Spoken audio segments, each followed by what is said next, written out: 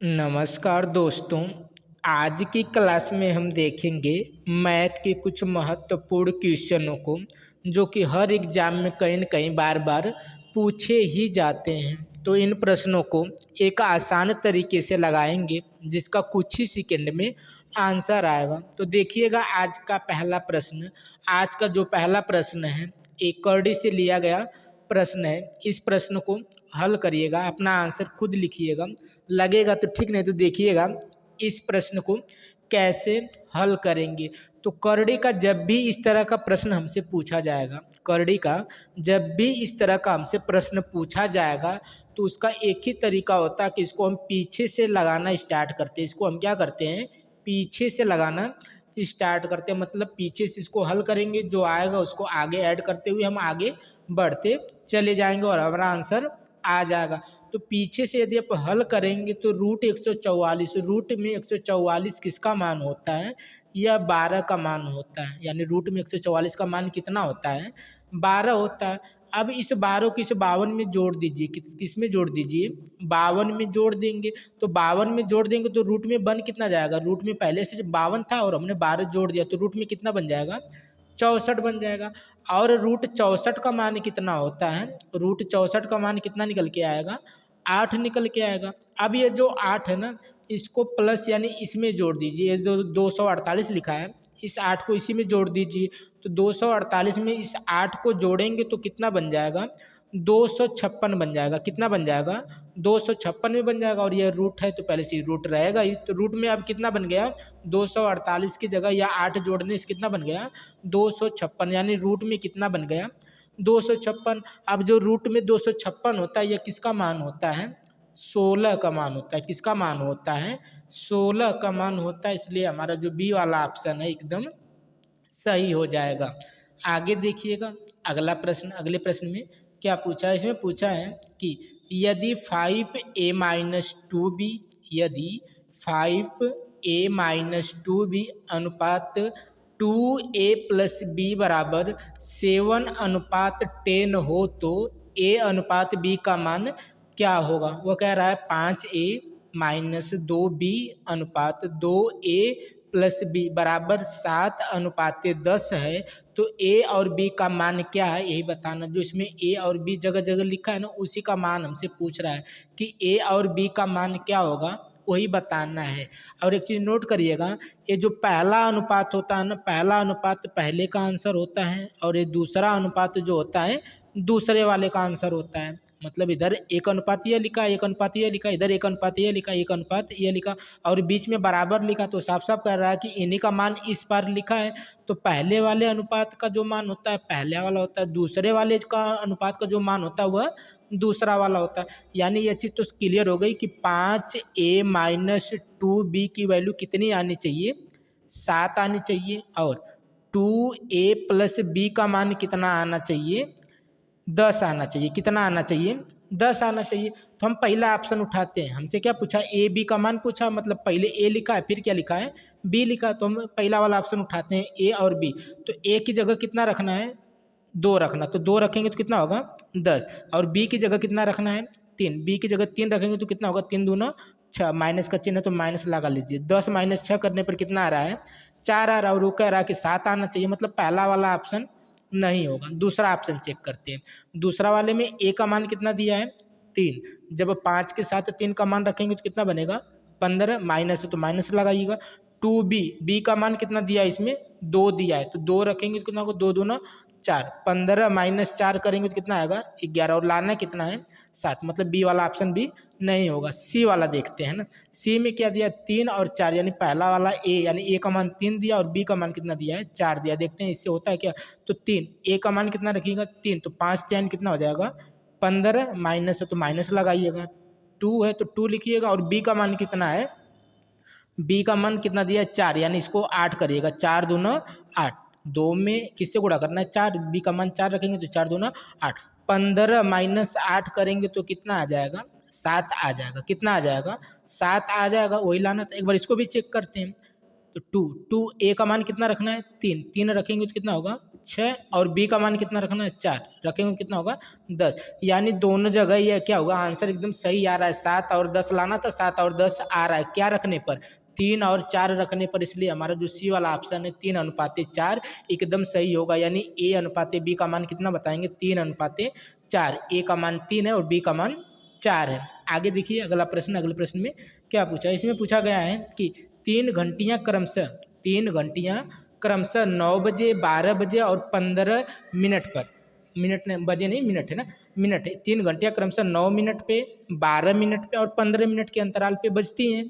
सभी तीनों प्रातः कब बजी थी, 8 बजे बजना प्रारंभ करती हैं। तो कितने बजे वे तीनों फिर एक साथ बजेंगी, वो दोबारा फिर कब एक साथ बजेंगी वही हमको बताना। वह एक साथ कब बजी थी, 8 बजे तो एक साथ बजी थी, लेकिन अब कह रहा है कि वह कै बजे एक साथ बजेंगी वही हमको बताना। तो जब भी ऐसा क्वेश्चन आएगा कुछ मत करिएगा, सीधा सीधा इसका क्या निकाल दीजिएगा, एलसीएम लॉ निकाल दीजिएगा। तो 9, 12 और 15 का हम क्या निकाल देंगे, ल से निकाल देंगे। तो 9, 15, 12 का जब ल से निकालेंगे तो ल से कैसे निकालते हैं, पहले अभाज्य संख्या यानी 2 से काटना स्टार्ट करते हैं। 2 से काटेंगे तो ये 9 नहीं कटेगा, इसको ऐसे ही रहने देना। 2 छक्का 12, 15 नहीं कटेगा, ऐसे ही रहने देंगे। 2 से भी कट रहा है तो 2 से काटेंगे, 9 नहीं कटेगा तो वैसे ही रहेगा। 2, 3, 6 और एक कितना 15 का 15 ही रहेगा। अब 2 से कुछ नहीं कट रहा है तो अब किससे काटेंगे, 3 से काटेंगे। तो 3 तिरिक 9, 3 एकम 3 और 3 पचे 15। अब अभी भी 3 से कट रहा है, 3 से काटेंगे, 3 एकम 3 और यहाँ 1 और 5 नहीं कटेगा तो रहने देंगे। अब ये 5 जब भी कटेगा किससे कटेगा, 5 से कटेगा। तो 5 से काटेंगे तो 1 एकम में और ये कितना हो जाएगा 1 हो जाएगा। यानी हमारे पास आया क्या, 2 गुणे 2 गुणे 3 और गुणे 5। इनका आप आपस में गुणा करिए। तो गुणा देखिएगा कैसे करेंगे, आप नॉर्मली गुणा क्या करते हैं कि 2 के 2, 2 दूना 4, 4 3 12, 12 3 36 और 36 पाँचे कर देंगे, कह देंगे कि हमारा आंसर आ गया। तो इसको भी थोड़ा आसान तरीके से करते हैं। एक चीज़ पहले सुनिएगा, जैसे हम आपको कह दें 5 में 10 से गुणा करिए तो आप क्या करते हैं, सीधा 50 लिख देते हैं, एक जीरो बढ़ा देते हैं। हम कहेंगे 6 में 10 से गुणा करिए तो आप कहेंगे 60, 6 में क्या बढ़ा देते हैं एक जीरो, यानी जीरो के साथ, यानी 10 के साथ 20 के साथ गुणा करना थोड़ा सा आसान होता है। तो वही चीज़ हम करेंगे, या 5 और 2 का पहले गुणा कर लेंगे। 5 और 2 का पहले गुणा करेंगे तो कितना बन जाएगा, 10 बन जाएगा। अब जो जो छूटा उसको आपस में गुणा कर लेते हैं। 2, 3, 6 और 6 त्रिक 18, कितना आया 18 और एक जीरो बढ़ा देंगे। तो यानी इनका गुणनफल अगर आप वैसे भी करेंगे तो कितना आएगा 180, और एक आसान तरीके से भी, यानी 2, 3, 6 और 6 त्रिक 18, एक जीरो बना था तो एक जीरो बढ़ा देंगे तो कितना हो जाएगा 180। यानी इसका जब हमने ल से निकाला तो कितना आया 180 आया। अब देखिएगा 180 का हम करेंगे क्या, 180 का क्या करेंगे, यह 180 मिनट आया। अब खुद बताइएगा, एक घंटे में कितने मिनट होते हैं, 60 मिनट होते हैं। 2 घंटे में कितने होते हैं 120, और 3 घंटे में कितने मिनट होते हैं 180। यानी जो ये 180 मिनट है यह किसके बराबर है, 3 घंटे के बराबर। और मिनट में तो कुछ दे नहीं रखा कि हम 180 ऐड करें, तो हम सीधा कितना ऐड करेंगे, 3 घंटा ऐड करेंगे। तो 8 बजे पहले बजी थी, 3 ऐड करिए तो 8 3 कितना होगा 11, यानी वो कै बजे बजेंगे 11 बजे दोबारा एक साथ बजेंगे। तो जब भी ऐसे घड़ी वाला क्वेश्चन पूछे इतने मिनट अंतराल पे बजी हैं कब दोबारा बजेंगे, तो इसमें कुछ मत करिएगा, सीधा सीधा एलसीएम निकालिएगा और ऐड कर दीजिएगा, हमारा आंसर आ जाएगा। आगे देखिएगा अगला प्रश्न। अगले प्रश्न में क्या पूछा, इसमें पूछा गया है कि 4, 7 एवं 12 का चौथा समानुपात निकालें। 7, 4, 12 का 4, 7 और 12 का क्या बताना है, चतुर्था अनुपात बनाना है। तो बताइए जब भी ऐसा क्वेश्चन आएगा तो कैसे निकालेंगे। तो देखिएगा इसका एक आसान तरीका होता है। आसान तरीका क्या होता है, जैसे इसमें 3 अनुपात दिया और चौथा अनुपात नहीं दिया, इसीलिए हमसे पूछ रहा है ना। चौथा अनुपात क्या होगा उसी को पूछ रहा है, तो इसको अनुपात के रूप में लिखिएगा। जिनको दिया है तो 4 दिया है, 7 दिया है, 2 अनुपात जब एक साथ जोड़ते हैं तो क्या लिखा जाता है, समानुपात लिखा जाता है। तीसरा अनुपात क्या दिया है, 12 दिया है। और ये जो चौथा नहीं दिया है ना, इसी को पूछ रहा है। अरे ये पहला अनुपात, यह दूसरा अनुपात, और यह क्या हो गया तीसरा अनुपात, और यह क्या था चौथा अनुपात। और चौथा अनुपात नहीं दिया था और उसी को इसलिए हमसे क्या कर रहा है, पूछ रहा है। तो जब भी हो सकता है तृतीय अनुपात भी पूछ सकता है, मध्यानुपात भी पूछ सकता है। जब तृतीय पूछेगा तो इसको गायब करेगा, जब मध्य पूछेगा तो इन दोनों को गायब कर देगा। तो खैर चतुर्थानुपात पूछा है तो देखिएगा कैसे निकालेंगे। तो जब भी हमें चतुर्थानुपात तृतीयानुपात कुछ भी निकालना होता है, तो जब भी अनुपात इस रूप में लिखा होता है तो अंदर का अंदर गुणा करते हैं, अंदर की संख्याओं का अंदर गुणा करते हैं, और बाहर बाहर की संख्याओं का क्या करते हैं, बाहर गुणा करते हैं। बस हमारा आंसर आ जाएगा। तो देखिएगा अंदर का अंदर गुणा करेंगे तो कितना होगा 7 गुणे बार यहाँ पे समानुपात है तो हमेशा बराबर लगाइएगा। बाहर बाहर का गुणा करेंगे तो 4 गुणे यक्स कितना होगा 4 गुणे यक्स, बीच में बराबर लगा तो इस पार और उस पार की चीज़ें कट जाती, तो इस 4 से इस 12 को हम काट सकते हैं कितनी बार में 3 बार में, और 7 पहले से था तो 7 तरीके 21, यानी यक्स बराबर कितना आया 21 आ गया, यानी यक्स का मान कितना आ गया 21 आ गया, यानी ए वाला ऑप्शन एकदम सही हो जाएगा, यानी चतुर्था अनुपात यानी चौथा अनुपात कितना था 21 था। आगे देखिएगा अगला प्रश्न, अगले प्रश्न में क्या पूछा, इसमें पूछा गया है कि 20 महिला एक काम को 16 दिन में करती हैं, 20 महिलाएं एक काम को कितने दिन में करती हैं 16 दिनों में करती हैं, और उसी काम को 16 पुरुष 15 दिनों में करते हैं, तो एक पुरुष एक महिला की कार्य क्षमता का अनुपात क्या होगा यही बताना है। तो देखिएगा 20 महिला कितने दिन में करती हैं 16 दिन में करती हैं। फिर कहा है कि और उसी काम का मतलब समझ रहे हैं, सेम उसी काम का मतलब बराबर, यानी बराबर उसी काम को सेम उसी काम को किससे करवाना है 16 पुरुषों से करवाना है। किससे करवाना है 16 पुरुषों से करवाना, लेकिन कितने दिन में करवाना है 15 दिनों में करवाना है। कितने दिनों में करवाना है 15 दिनों में कर देते हैं। तो कह रहा है एक पुरुष और एक महिला का कार्य क्षमता का अनुपात बताइए। तो देखिए कुछ चीज़ें कट रही हैं, जैसे 16 से 16 को क्या करिए काट दीजिए, इसको भी काट सकते हैं, तो इसको काटेंगे तो कितना होगा 4 25 20 होगा, अरे 5 से काटिए 5 चौके 20 होगा, और ये 5 यहाँ कितना होगा 15 होगा। तो हमारे पास बचा क्या m गुणे 4 इधर बच गया, और इधर क्या बचा p गुणे 3, क्या बचा p गुणे 3। अब देखिए जब इनको पक्षांतर करेंगे, जो अल्फ़ाबेटिकल होते हैं, जो चर अचर हम एक साइड करते हैं ना, तो अल्फ़ाबेटिकल एक तरफ करिएगा, यम पहले से है, पी इधर लाएंगे तो कहाँ चला जाएगा बटे में, यम और बटे में क्या हो जाएगा पी जब इस पार लाएंगे, और इस पार पहले से क्या है 3 है, और यह 4 जब इधर जाएगा तो कहाँ जाएगा बटे में जाएगा। अब जो जिसके सामने होता है वही क्या होता है उसके बराबर होता है। तो यम के सामने क्या है 3, यानी यम का अनुपात 3 है, पी के सामने क्या है 4 है, यानी P का अनुपात कितना है 4। यम से हमने महिला लिखा था, यम से हमने क्या लिखा था महिला लिखा था, तो महिला का क्या है 3 है, P से हमने पुरुष को दिखाया था, तो यानी P का कितना है यानी पुरुष का कितना है 4 है। तो किसका पूछा है पहले पुरुष का पूछा है फिर महिला का पूछा है, तो मतलब पहले पुरुष का अनुपात लिखना है फिर महिला का लिखना है। तो पुरुष का अनुपात पहले कितना है 4 और महिला का अनुपात कितना है 3 है, तो यानी 4:3 होगा। क्या होगा 4:3 होगा, जो कि बी वाले ऑप्शन में दिया हुआ है। आगे देखिएगा अगला प्रश्न, इसमें पूछा गया है कि एक शहर की जो आबादी है वह कितनी है 4800 है। एक शहर की जो आबादी है वह कितनी है 4800 है। यदि प्रत्येक वर्ष 5% बढ़ती है तो 3 वर्ष के पश्चात आबादी में कितनी की वृद्धि होगी यही बताना है। एक शहर की वर्तमान आबादी कितना है 4800 रुपये, 48,000 रुपये कितनी है 48,000 रुपये है, और प्रति वर्ष कितना बढ़ती है 5 बढ़ती है, और कई वर्ष बढ़ती है 3 वर्ष बढ़ती है। बढ़ती कितनी है 5%, जो चीज़ बढ़ती है उसे 100 में जोड़ कर लिखते हैं, और जो चीज़ घटती है उसे 100 में घटा कर लिखते हैं। तो 5% बढ़ रही है तो कितना हो जाएगी 105% है, तो बटे क्या आएगा 100, लेकिन ये 1 वर्ष का हुआ, 1 वर्ष यानी 3 वर्ष बढ़ाना तो 105 फिर करिएगा बटे क्या करिएगा 100। यह 2 वर्ष हुआ, 1 वर्ष अभी और बढ़ाना है तो तीसरे वर्ष तक बढ़ाएगी, तो तीसरे वर्ष में क्या हो जाएगा 105 बटे 100 हो जाएगा। अब इन चीज़ों को काट लीजिएगा, जो जो कट रहा है उनको क्या करिएगा यहीं पर काटिएगा। जैसे 105 को काटेंगे तो 21 पाँचे 105 होता है, और ये 20 पाँचे क्या होता है 100 होता है। ये भी क्या होता है 21 पाँचे 105 और 20 पाँचे 100, 21 पाँचे 105 और 20 पाँचे 100 हो गया। अब देखिए 1 2 3 जीरो से 3 जीरो इनका काट दीजिए, 2 दूना 4, अच्छा 2 दूना 4, 4 दूना 8 है ना, इधर बन रहा है 2 के 2, 2 दूना 4, 4 दूना 8, और 8 छक्का 48, यानी 48 भी कट गया तो कितना आ गया 6 आ गया। यानी हमारे पास बचा क्या 21 गुणे 21 गुणे 21, और गुणे क्या बच गया 6 बच गया। यानी 21 गुणे 21 गुणे 21 आप करेंगे 3 बार, यदि इनका गुणा करेंगे तो आंसर कितना आएगा देखिएगा, इनका सभी का गुणा कर लीजिएगा। हमारे पास जो बचा अब इसी को लिख लेते हैं ना, 6 गुणे 21 गुणे 21 गुणे 21, तो इस चीज़ को लिखिएगा। क्या क्या बचा था हमारे पास 3 बार 21 बचा था, 21 गुणे 21 गुणे 21, और गुणे में क्या बचा था 6 बचा था। इनका यदि हम आपस में गुणा कर लेते हैं तो हमारा आंसर आ जाएगा। तो यदि आप 21 का 3 बार गुणा करेंगे, यदि आप 21 का 3 बार गुणा करेंगे तो आंसर कितना आएगा, 9261 आएगा।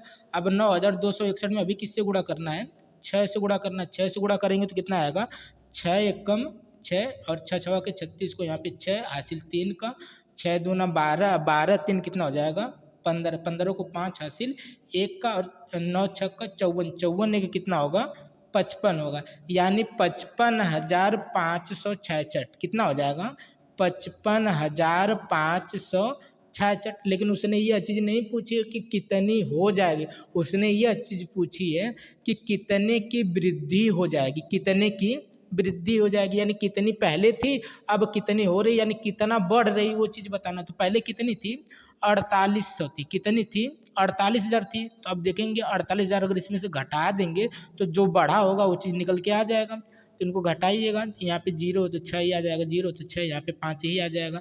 यहाँ से हासिल लेंगे तो 15 होगा और 15 में से जब 8 घटाएंगे तो कितना आएगा 7 आएगा, कितना आएगा 7 आएगा और ये चीज़ पूरा कट जाएगी। यानी वृद्धि कितने की हुई सिर्फ वो देखना था। तो वृद्धि कितने की हुई है 7,566 की हुई है। यानी ए वाला जो ऑप्शन है एकदम सही हो जाएगा, 7,566 हो जाएगा। आगे देखिएगा अगला प्रश्न, अगले प्रश्न में क्या पूछा है। इसमें पूछा है कि यदि यक्स स्टार वाई का मतलब है यक्स प्लस 3 का होल स्क्वायर और कोष्टक में y-1 हो तो y यानी 5 स्टार 4 का मान क्या होगा। वो कह रहा है कि यदि कोई भी चीज़ यानी कोई भी संख्या अगर इस रूप में लिखी है यक्स स्टार वाई के रूप में लिखी है तो इसको आप कैसे लिखेंगे, इसको आप हमेशा यक्स लिखेंगे प्लस 3 और उसका होल स्क्वायर कर देंगे।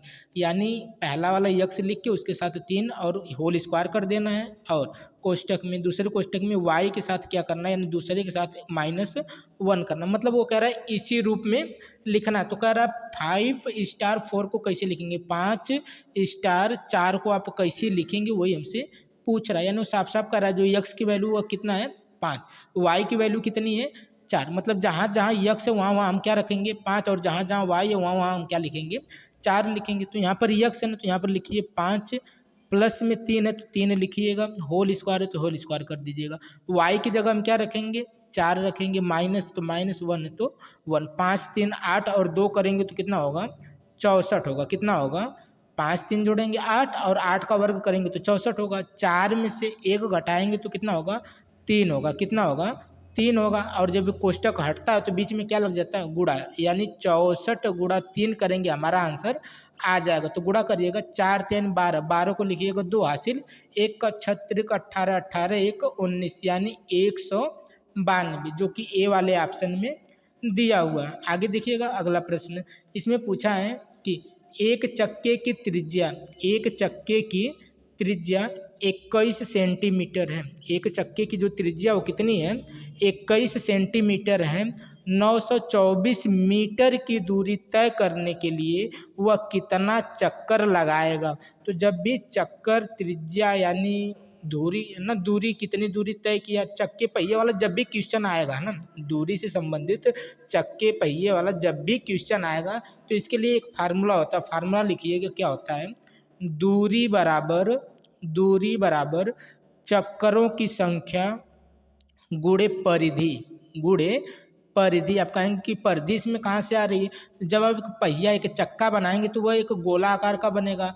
अब गोलाकार का बनेगा जो चारों ओर यानी राउंड जो बाहर का होता है इसी को हम क्या कहते हैं परिधि कहते हैं, इसलिए इसमें परिधि का यूज होता है। तो दूरी कितनी है यानी फार्मूला हमको यही लगाना है, दूरी बराबर चक्कर गुणे परिधि। जब भी चक्कर वाला यानी पहिए वाला क्वेश्चन दूरी से संबंधित पूछेगा तो यही वाला फार्मूला हमें लगाना है, दूरी बराबर चक्कर गुणे परिधि। तो दूरी कितनी, दूरी लिख लीजिएगा, दूरी है 924। चक्कर कितना चक्कर लगाएगा यही तो पता करना है, तो चक्कर हमें पता नहीं तो इसको ऐसे ही रहने देते हैं। परिधि, परिधि का सूत्र क्या होता है 2 पाई r और पाई का मान क्या होता है 22/7। कितना होता है 22/7, यानी हम लिख सकते हैं 2 गुणे 22/7 और r यानी त्रिज्या उसने दे रखा है। त्रिज्या कितना दे रखा है 21 सेंटीमीटर दे रखा है।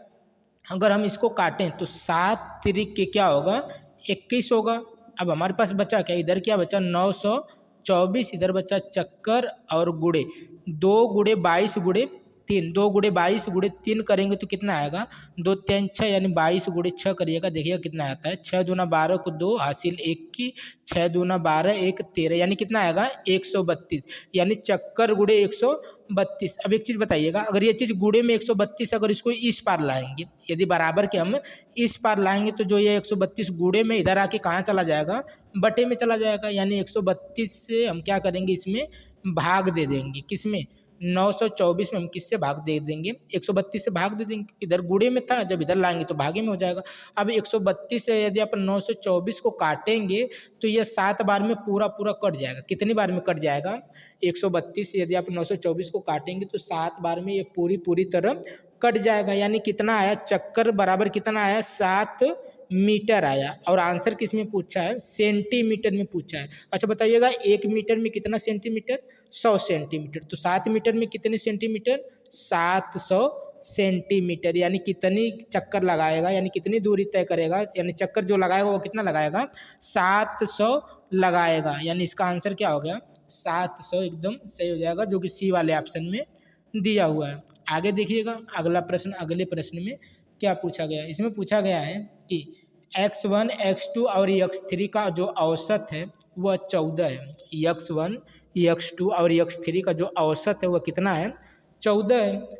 फिर आगे दे दिया कि x2 और x3 का जो योगफल है, योगफल का दोगुना कितना है 50 है, तो x1 का मान क्या है यही बताना है। एक बार खुद से भी लगाइएगा, लगेगा तो ठीक, नहीं तो देखिएगा कैसे लगाएंगे।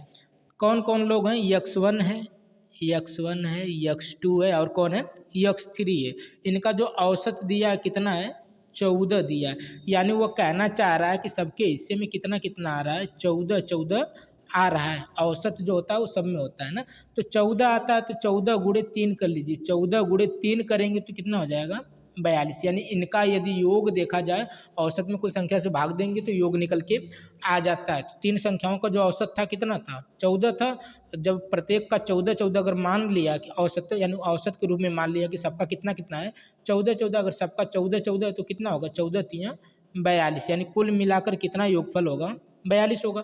फिर अलग से भी देखिए उसमें दे दिया x2 और x3 का जो योगफल है, x2 और x3 का जो योगफल है ना, योगफल का दोगुना कितना होता है 50 होता है। योगफल तो यहाँ आएगा, योगफल का दोगुना कितना है 50 है, जब दोगुना 50 है तो मतलब उसका आधा क्या है 25, मतलब x2 और x3 का जो योगफल है वह कितना है 25 है। अब देखिएगा x1 x2 x3 तीन लोगों का योग कितना है 42 है, और उसमें से अलग से दे दिया कि इसमें से सिर्फ 2 लोगों का कितना है x2 x3 है, यानी अगर इन दोनों का इसमें से घटा दे तो बच किसका जाएगा x1 का, यानी इसमें से 25 को घटा दीजिएगा, जब 25 को घटाएंगे तो कितना आ जाएगा 17 आ जाएगा, कितना आ जाएगा 17 आ जाएगा, यानी x1 का जो मान हो जाएगा वो कितना हो जाएगा 17 हो जाएगा, जो कि डी वाले ऑप्शन में दिया हुआ है। आगे देखिएगा अगला प्रश्न, अगले प्रश्न में क्या पूछा, इसमें पूछा है कि 10% वार्षिक ब्याज की दर से 10% वार्षिक ब्याज की दर से और अर्धवार्षिक चक्रवृद्धि ब्याज रुपए पर 400 का मूलधन 3/2 वर्ष में कितना मिश्रधन बन जाएगा यही बताना है ना।